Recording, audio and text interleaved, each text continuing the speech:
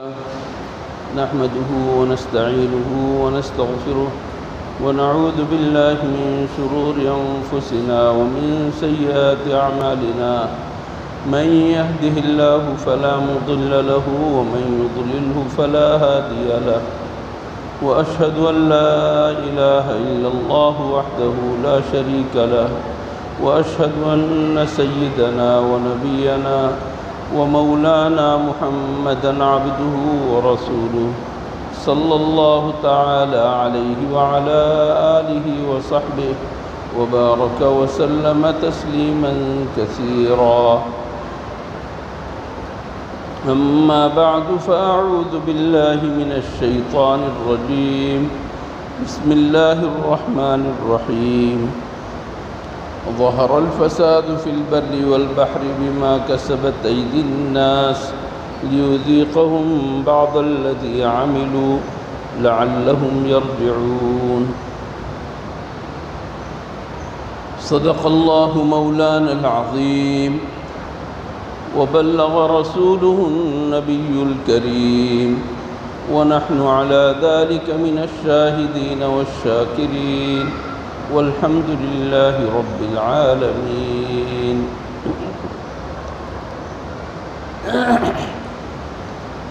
بزرگان محترم اور برادران عزیز، اللہ جل شانہ نے قرآن کریم میں یہ ارشاد فرمایا کہ پوری روئے زمین پر بلکہ خشکی پر اور تری پر، سمندر میں اور ویسی ہی زمین میں فساد غالب آ گیا ہے. اور فساد غالب آنے کی وجہ کیا ہے؟ فرمایا کہ لوگوں کے اعمال ہیں اور ان کے کرتوت ہیں، ان کی وجہ سے فساد غالب آ گیا ہے. اور اللہ جل شانہ اس فساد کے اندر لوگوں کو عذاب میں مبتلا کرتے ہیں تاکہ وہ احساس کریں، ان کے اندر احساس پیدا ہو کہ اللہ کی ناشکری ہو رہی ہے، اور لوگ رجوع کریں اللہ کی طرف، گناہ سے باز آ جائیں. اللہ جل شانہ نے اور بھی کئی آیتوں کے اندر یہ ارشاد فرمایا کہ جو بھی مصیبت انسان کے اوپر آتی ہے وہ مصیبت لوگوں کے اپنے اعمال کی وجہ سے آتی ہے. وَمَا أَصَابَكُم مِّن مُّصِيبَةٍ فَبِمَا كَسَبَتْ أَيْدِيكُمْ. تمہارے اعمال کی وجہ سے، تمہارے کرتوتوں کی وجہ سے تمہارے اوپر مصیبت آتی ہے. صرف یہی نہیں کہ تم نے گناہ کیا اور تمہارے اوپر مصیبت آئی، بلکہ یہ بھی ہوتا ہے کہ کسی اور نے گناہ کیا ہو لیکن تم اس گناہ کو ٹھنڈے پیٹوں برداشت کر رہے ہو، اس وجہ سے بھی تم گناہ کی لپیٹ میں اور مصیبت کی لپیٹ میں آ جاتے ہو. فرمایا کہ وَاتَّقُوا فِتْنَةً لَا تُصِيبَنَّ الَّذِينَ ظَلَمُوا مِنْكُمْ خَاصَّةً. وَاتَّقُوا فِتْنَةً لَا تُصِيبَنَّ الَّذِينَ ظَلَمُوا مِنْكُمْ خَاصَّةً. اللہ کے ایسے عذاب سے ڈرو، اللہ کی ایسی آزمائش سے تم ڈرو اور اس سے بچنے کی کوشش کرو کہ یہ آزمائش اور یہ عذاب صرف ظالم کے اوپر نہیں کہ جس نے ظلم کیا اور گناہ کیا، بلکہ دوسروں کو بھی یہ گناہ لپیٹ میں لے لیتا ہے، یہ عذاب لپیٹ میں لے لیتا ہے. میرے دوستوں اور بزرگوں، اللہ جل شانہ نے ہمیں اطاعت کے لیے پیدا کیا، فرما برداری کے لیے پیدا کیا، اور ہمیں اس دنیا کے اندر آزاد چھوڑا کہ تم جس طرح زندگی گزارنا چاہو گزار لو، میں تمہیں اچھا بھی دکھا دیتا ہوں، برا بھی دکھا دیتا ہوں. تم اپنے اختیار سے اچھائی کو اختیار کرنا چاہو تو اچھائی کو اختیار کر لو، برائی کو اختیار کرنا چاہو تو برائی کو اختیار کر لو. انجام دونوں کا میں بتا دیتا ہوں. اللہ جل شانہ نے انجام بتا دیا. نیک عمل کرو گے اللہ تعالیٰ کی رحمت کے سائے میں رہو گے، اللہ تعالیٰ تمہیں اس کی مزید توفیق دیں گے، اور اگر برے عمل کرو گے تو تمہیں برے عمل کی طاقت بھی دے دیں گے۔ اللہ تعالیٰ دنیا کے اندر آزمائیں گے آپ کو، آخر میں جا کر بھگتنا پڑے گا کہ برے عمل کا نتیجہ کیا ہے، وہ ضرور بھگتنا پڑے گا، اور اچھے عمل کا نتیجہ کیا ہے وہ بھی تمہارے سامنے آ جائے گا۔ اللہ جل شانہ نے دنیا کے اندر ہمیں اختیار دے کر بھیج دیا اور ہمیں اچھے برے کی تمیز کرا دی۔ میرے دوستوں اور بزرگوں، صرف اس تمیز کرانے کے لیے ہمارے پاس اللہ نے کتابیں بھیجی، اللہ نے ہمارے پاس رسولوں کو بھیجا، اور سب سے آخر میں سب سے بڑھ کر ہدایت کی کتاب قرآن کریم اللہ تعالیٰ نے نازل فرمایا، اور اس کے اندر ہمارے لیے ہدایت کا سامان پیدا کر دیا۔ قرآن کریم ہم سمجھ نہیں پائیں گے، اس کے لیے رسول اللہ صلی اللہ علیہ وسلم کو ساتھ بھیجا تاکہ اس قرآن کریم کی تشریح کر کر کے بتائیں اور عملی نمونہ بن کر حضور اکرم صلی اللہ علیہ وسلم دکھا دے۔ اللہ تعالیٰ نے ہمارے لیے انتظام کر دیا۔ پوری زندگی حضور اکرم صلی اللہ علیہ وسلم نے یہی کام کیا کہ لوگوں کو اچھے برے کی تمیز دی۔ لا الہ الا اللہ کہو، تم کامیاب رہو گے۔ اللہ کے مطیع اور فرما بردار بن کر رہو، تم کامیاب رہو گے۔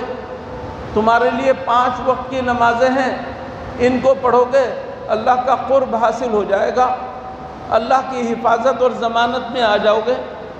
تمہیں اللہ نے جو کچھ نعمتیں عطا کی ہیں ان کو ضرور استعمال کرو، لیکن ان نعمتوں کے اندر تم دوسروں کے حقوق کا بھی خیال رکھ لو، دوسروں کے حقوق کا بھی لحاظ رکھ لو۔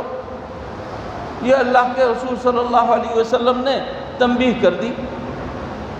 تم صرف اکیلے زندگی نہیں گزار رہے ہو، بلکہ تم اپنے والدین کے ساتھ رہ رہے ہو، بھائیوں بہنوں کے ساتھ رہ رہے ہو، تمہارے ساتھ تمہارے رشتہ دار بھی ہیں، تمہارے ساتھ تمہارے پڑوسی بھی ہیں۔ ایسی زندگی گزارو کہ ان کا حق بھی ادا ہو، اور کم سے کم ان میں سے کسی کو کوئی تکلیف نہ پہنچے، ایذا نہ پہنچے۔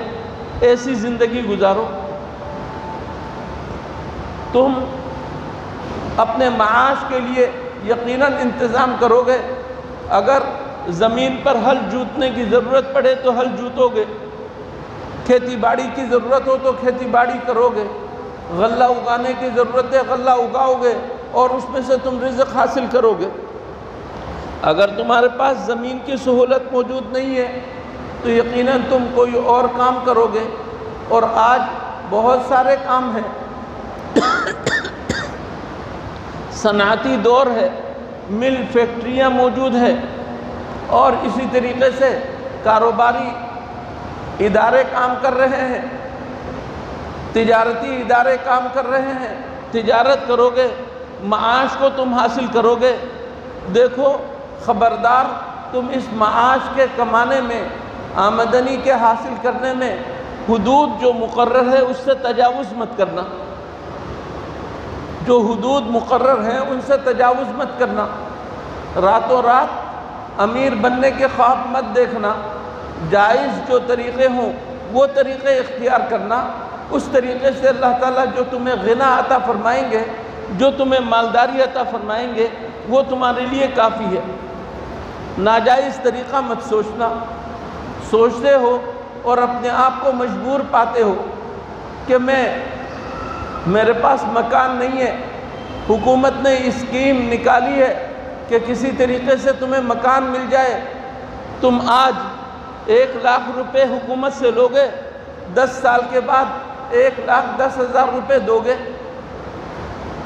گویا کہ بالکل ہی مفت ہے، آپ سے صرف 10,000 روپے زیادہ لے رہے ہیں حکومت والے۔ لوگ سمجھتے ہیں کہ یہ تو بہت سستا سودا ہے، اور وہ بھی 10,000 مجھے آج نہیں، 5 سال کے بعد 10 سال کے بعد دینا ہے۔ یہ شیطانی دھوکہ ہے۔ جو سود ہے وہ سود ہے، جس کو ربا کہا ہے قرآن نے، اور اللہ کے رسول کی طرف سے اعلان جنگ اس کے لیے کر دیا گیا ہے کہ جو بھی سودی کاروبار کرے گا، سودی لین دین کرے گا، اس کے لیے معاملہ کیا ہے؟ اللہ نے فرما دیا فَأْذَنُوا بِحَرْبٍ مِّنَ اللَّهِ وَرَسُولِهِ، سن لو تم جنگ کی بات، سن لو جنگ کا اعلان، سن لو اللہ اور اللہ کے رسول کی طرف سے جو سودی کاروبار یا سودی لین دین کر رہا ہے، سودی قرضہ لے رہا ہے یا سودی قرضہ دے رہا ہے، معاش حاصل کرنا اور حلال معاش اور حلال روزی حاصل کرنا یہ فرائض میں سے ضرور ہے، لیکن اللہ نے اس کے لیے تجارت کو جائز قرار دیا ہے، جائز کاروبار کو جائز قرار دیا ہے۔ ناجائز جو چیزیں وہ ناجائز ہیں، اس کو کوئی جائز قرار نہیں دے سکتا، چاہے پوری دنیا زور لگا لے، قانون بنا لے، سب کچھ کر لے، لیکن جو ناجائز ہے وہ بہرحال ناجائز ہے، اس کے جائز ہونے کی کوئی صورت نہیں ہے۔ آپ کو محسوس ہوگا کہ یہ تو بہت کم شرح سود ہے، یہ سود کی جو ادائیگی ہے یہ بہت کم ہے، لیکن اللہ کے دوسرے اعلان کو بھی سن لیجئے، یمحق اللہ الربا ویربی الصدقات، اللہ تعالیٰ ربا کو مٹا دیتا ہے، ربا کی حیثیت اور اثر کو دور کر دیتا ہے، اس کا جو فائدہ تم حاصل کرنا چاہتے ہو وہ فائدہ حاصل نہیں ہوگا، زندگی بھر کے لیے تم سودی معاملے کے اندر جکڑ جاؤ گے اور تم شرح سود ادا کرتے ہی رہو گے، شرح سود ادا کرتے رہو گے زندگی بھر۔ میرے دوستو اور بزرگوں، اللہ کے رسول نے ہمیں طریقہ زندگی بتا دیا، اللہ نے ہمیں بتلایا کہ دیکھو تم ایمانداری کے ساتھ کام کرو، امانت داری کو لازم پکڑو، دیانت تمہارے اندر ہونی چاہیے، دوسروں کی خیرخواہی ہونی چاہیے، دھوکہ مت کرنا، فریب نہ کرنا۔ اگر اس طرح کام کرو گے تو تمہارے اوپر بارش بند ہو جائے گی۔ اگر تم نے تجارت کے اندر دھوکہ بازی کی، اگر تم نے تجارت کے اندر دھوکہ بازی کی تو تمہارے اوپر بارش بند ہو جائے گی۔ بارش کے بند ہونے کی وجہ سے میرے دوستو صرف انسانوں کو تکلیف نہیں ہوتی، جانوروں کو تکلیف ہوتی ہے، زمین کو تکلیف ہوتی ہے، سبزہ نہیں اگتا، غلہ نہیں نکلتا، سب کو تکلیف ہوتی ہے۔ پانی سے ہر جاندار کو زندگی ملتی ہے، اور یہی پانی بند ہو جائے کیا نتیجہ نکلے گا؟ اللہ جل شانہ کی طرف سے حضور اکرم صلی اللہ علیہ وسلم اعلان فرما رہے ہیں، جو لوگ تولنے میں اور وزن کرنے میں گڑبڑ کرتے ہیں، کمی بیشی کرتے ہیں، جو لوگ تولنے میں وزن کرنے میں گڑبڑ کرتے ہیں اور کمی بیشی کرتے ہیں، ایسے لوگوں کے اوپر بارش بند کر دی جاتی ہے۔ جو لوگ زکوٰۃ نہیں دیتے، ایسے لوگوں کے اوپر بارش بند کر دی جاتی ہے۔ میرے دوستو اپنے بازار کی طرف ذرا دیکھیں تو صحیح، کپڑے والے کپڑے کے اندر گڑبڑ کر رہے ہیں، اور پرچون والے پرچون کے سامان کے اندر گڑبڑ کر رہے ہیں، ناپ تول کے اندر کمی بیشی ہے، بوری بنا کر دیتے ہیں کہ یہ 25 کلو کی بوری ہے اور اس کے اندر ڈالتے 24 بوری ہیں، 24 کلو ہیں۔ جو میٹیریل دینے کی ضرورت پڑتی ہے وہ میٹیریل نہیں دیتے، اس کے اندر غلط چیز ڈال دیتے ہیں۔ جو کچھ ہو رہا ہے میرے دوستو آج کی بات نہیں، اس سے پہلے پچھلی قوموں کے اوپر بھی ایسا دور آیا۔ حضرت شعیب علیہ السلام کی قوم تھی، شعیب علیہ السلام کی قوم دو برائیوں کے اندر مبتلا تھی۔ ایک برائی یہ کہ بت پرستی کرتے تھے، یہ لوگ بت پرست تھے، اور دوسری برائی تھی ناپ تول کی کمی۔ ان کا کہنا آج کے سرمایہ داروں کی طرح اور آج کے سود خاروں کی طرح ان کا کہنا بھی یہی تھا کہ ہماری مرضی، ہم اپنے مال میں جس طرح چاہیں تصرف کریں، ہم اپنے مال میں جس طرح چاہیں کام کریں، کہاں اپنے مال کو بڑھانے کے لیے کچھ بھی کریں، لوگوں کو دھوکہ دیں، ناپ تول کے اندر کمی کر کے پیسے ہم کمائیں، یہ ہماری مرضی ہے۔ ان کا کہنا یہ تھا۔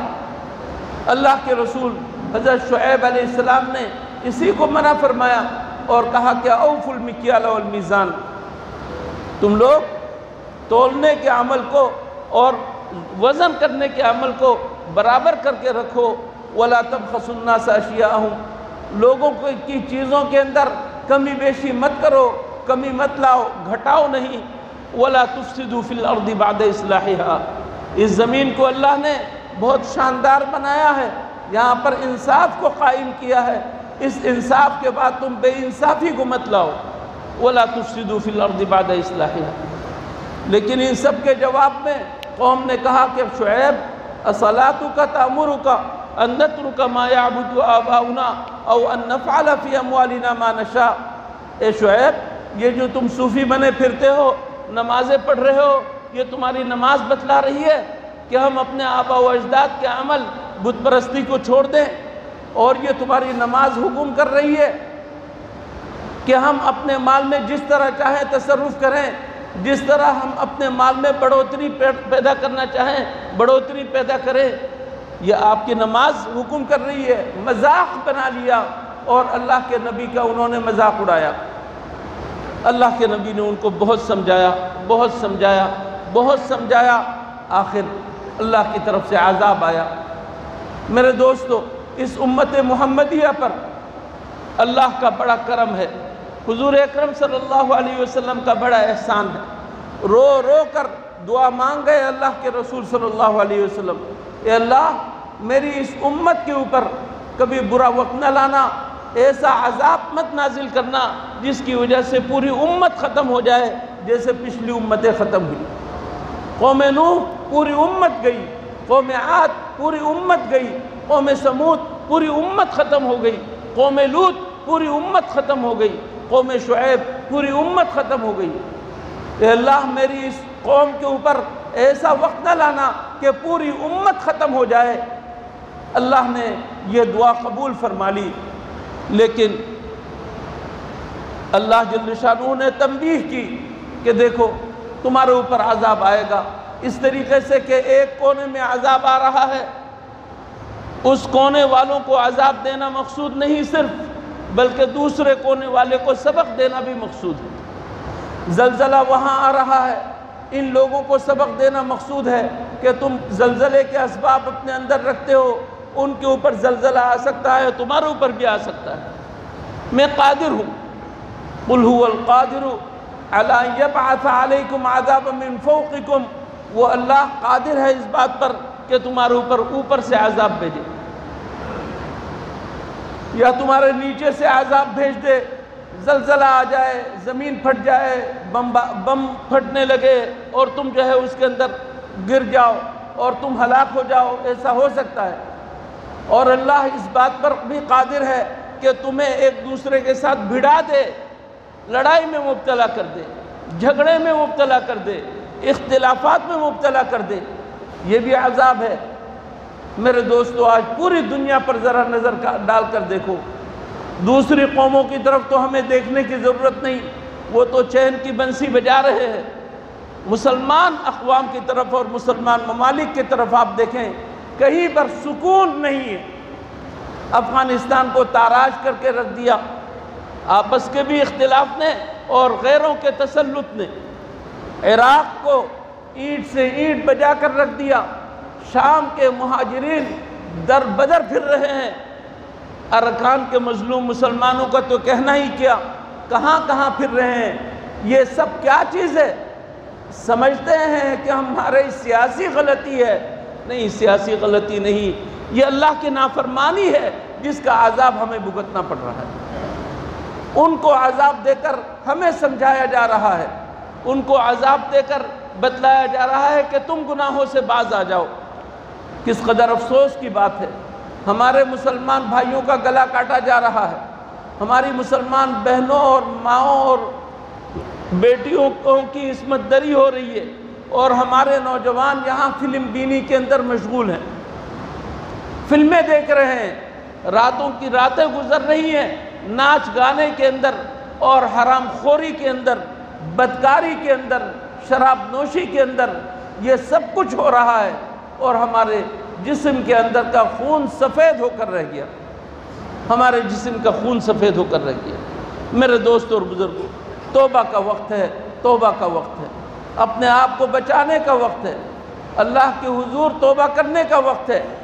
اجتماعی توبہ کی بھی ضرورت ہے، انفرادی طور پر توبہ کرنے کی ضرورت ہے، گھر گھر میں توبہ کو رائج کرنے کی ضرورت ہے۔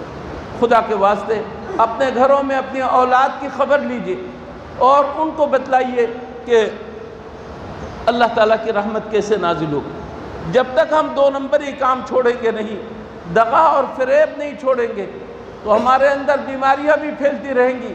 بدکاری جب ہوگی تو بیماریاں پھیلیں گی، اور اللہ کے رسول صلی اللہ علیہ وسلم نے بتلا دیا کہ جس قوم کے اندر فواحش اور بدکاری اور بے حیائی کے کام ظاہر ہوتے ہیں، ان میں ایسی بیماریاں پیدا ہوں گی جو ان کے آبا و اجداد نے بھی نہیں سنی ہوں گی۔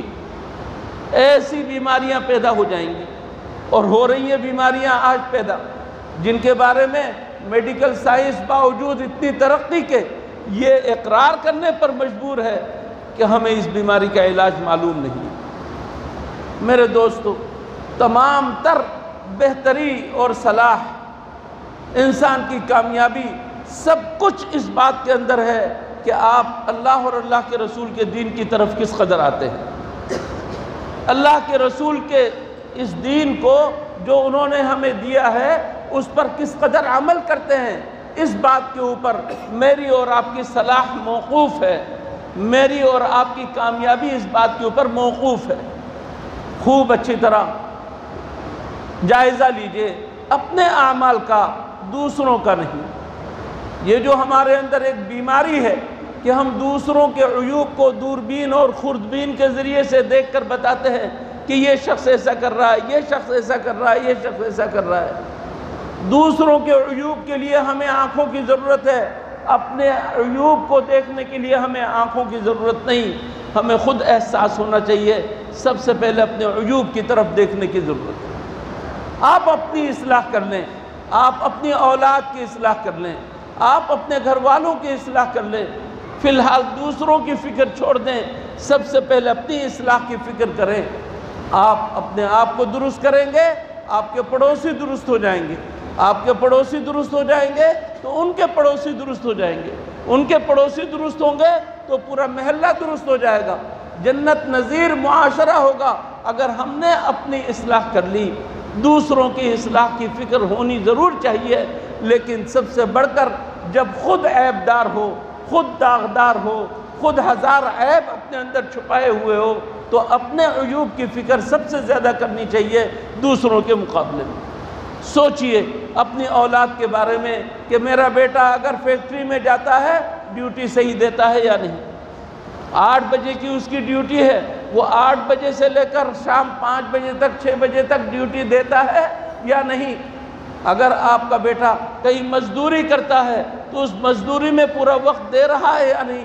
اگر آپ کا بیٹا ٹھیلا لگاتا ہے تو اس کے اندر لوگوں کو مال صحیح دے کر صحیح پیسے اور حلال کے پیسے لے کر آتا ہے، یا یہ کہ غلط مال دے کر حرام کے پیسے لا رہا ہے۔ پرچون کی دکان اگر آپ کر رہے ہیں تو آپ لوگوں کے ساتھ، گاہکوں کے ساتھ آپ کا معاملہ خیر خواہانہ ہے یا ظالمانہ ہے، آپ کو دیکھنا پڑے گا۔ آپ کو اپنی زندگی کا اور اپنے طرز عمل کا جائزہ لینا ہوگا۔ آپ کو اپنے معاش کو حلال کرنے کے لیے، روزگار کو حلال کرنے کے لیے آپ کو اس کی فکر کرنی ہوگی۔ اللہ تعالی ہمیں ہماری اس زندگی پر جائزے کی توفیق عطا فرمائے، نظر کرنے کی توفیق عطا فرمائے۔ جن گناہوں کے اندر ہم ملوث ہیں، جن کی وجہ سے ہماری زندگی بے برکت ہوتی جا رہی ہے، جن کی وجہ سے ہم مختلف قسم کے عذاب میں مبتلا ہے، جن کی وجہ سے ہمارے اندر بے سکونی ہے، عافیت عنقا ہوتی جا رہی ہے، عافیت ختم ہوتی جا رہی ہے، ہم ان تمام اسباب کو ختم کرنے کی کوشش کریں، اللہ کی طرف رجوع کرنے کی کوشش کریں۔ اللہ تعالی ہمارے اوپر رحم فرمائے گا۔ وآخر دعوانا ان الحمد للہ رب العالمین۔